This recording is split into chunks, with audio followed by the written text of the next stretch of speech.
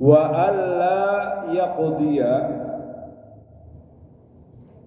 hendaknya seseorang tidaklah membuang hajatahu, hajatnya, fi ma'in raqidin, di dalam air yang diam, air yang tergenang.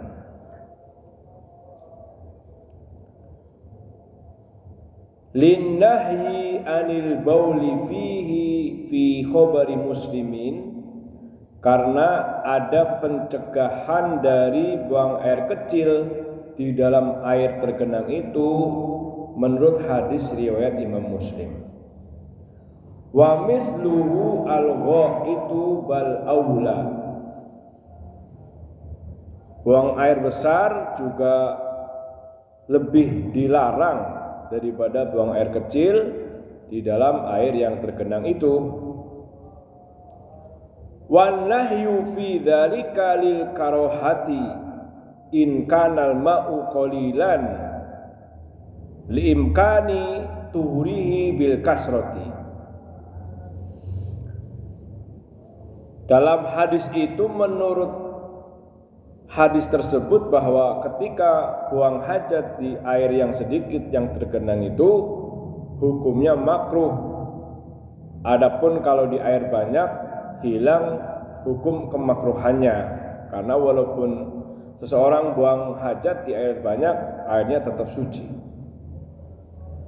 Ammal jariyu fa fil majmu'i an jama'atin al karahatu fil qalili minhu dunal kasiri.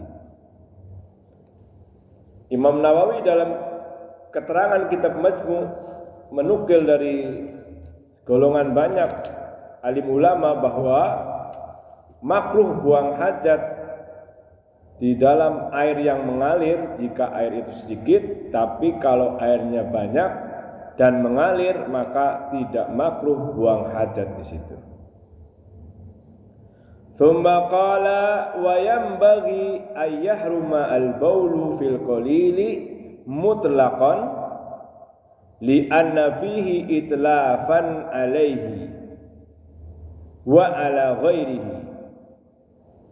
Imam Nawawi mengatakan bahwa secara mutlak haram buang air kecil di dalam air yang tergenang yang sedikit, karena akan merubah sifat-sifat air itu dan merusak selain air yang ada di situ. Wa amal kasiru fal aula istinabuhu. Jika air yang tergenang itu banyak, ya lebih baik hindari, jangan sampai buang air kecil dan buang air besar di situ.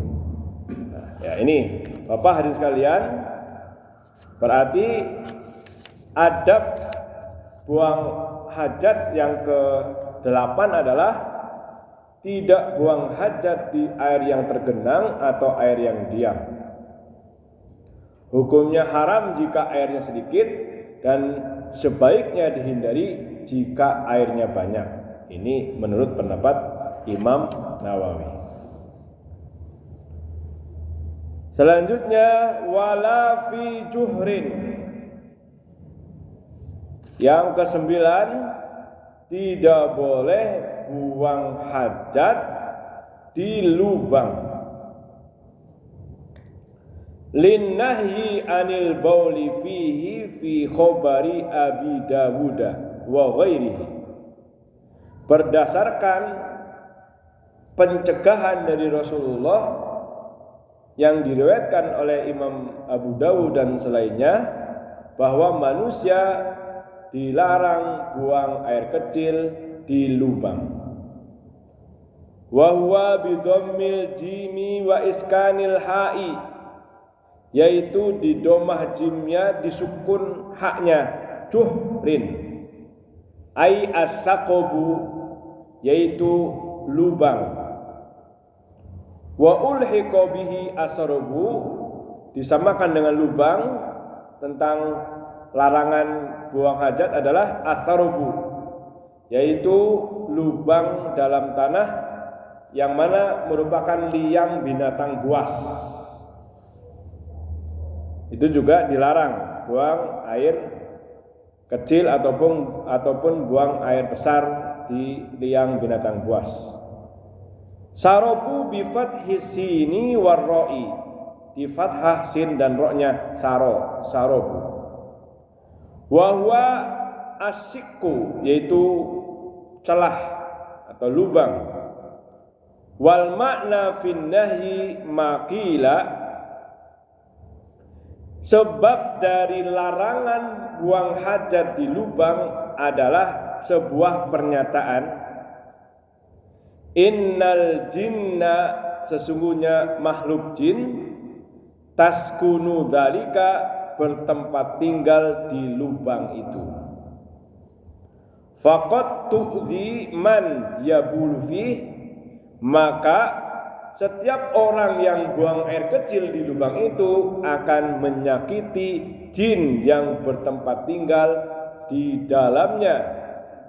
Wakal bauli algha, itu sebagaimana dilarang buang air kecil di lubang, apalagi buang air besar, akan menyakiti jin yang bertempat tinggal di situ. Jadi yang kesembilan, Bapak dan kalian, tidak buang hajat di lubang karena menyakiti jin yang tinggal di lubang tersebut, kecuali lubang WC. Jin enggak tempat tinggal di situ. Kita bacakan dulu ya, redaksinya baru nanti diterangkan. Wa mahabirihin, dan tidak boleh buang hajat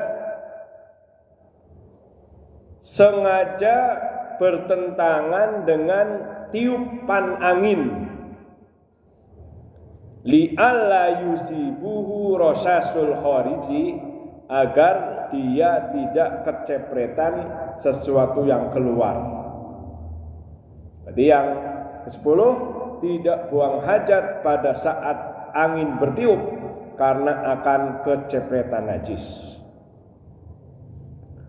Wa mutahaddasin linnasi, tidak boleh buang hajat di tempat nongkrong orang-orang, buat ngobrol, buat sendaguro, siskampling, perempatan, pertigaan, dan lain-lain. Watorikin, yang 11 berarti tidak buang hajat di tempat manusia berbincang-bincang. Watorikin, dan tidak boleh buang hajat di jalanan. Li khabari Muslimin, karena berdasarkan hadis riwayat Imam Muslim yang berbunyi, ittaqul la'anaini qalu wa man la'anani qala alladhi yatakhalla fi tariqin nasi aw fi dhulmihim tusubbiba bidzalika fi la'nin nasi lahuma. Takutlah kalian jangan sampai menjadi termasuk dua orang yang dilaknat. Para sahabat bertanya, siapakah dua golongan yang dilaknat itu, wahai Rasulullah? Rasul bersabda, orang yang dilaknat adalah orang yang buang hajat di jalanan tempat orang melalui jalan tersebut, atau di tempat orang menjadikan tempat itu sebagai tempat berteduh. Sebab mereka buang hajat, maka keduanya dilaknat oleh manusia itu. Nah, inilah Bapak Ibu sekalian. Jadi yang ke-12 adalah tidak buang hajat di jalan, karena hukumnya haram menurut Imam Nawawi berdasarkan hadis yang tadi dibaca.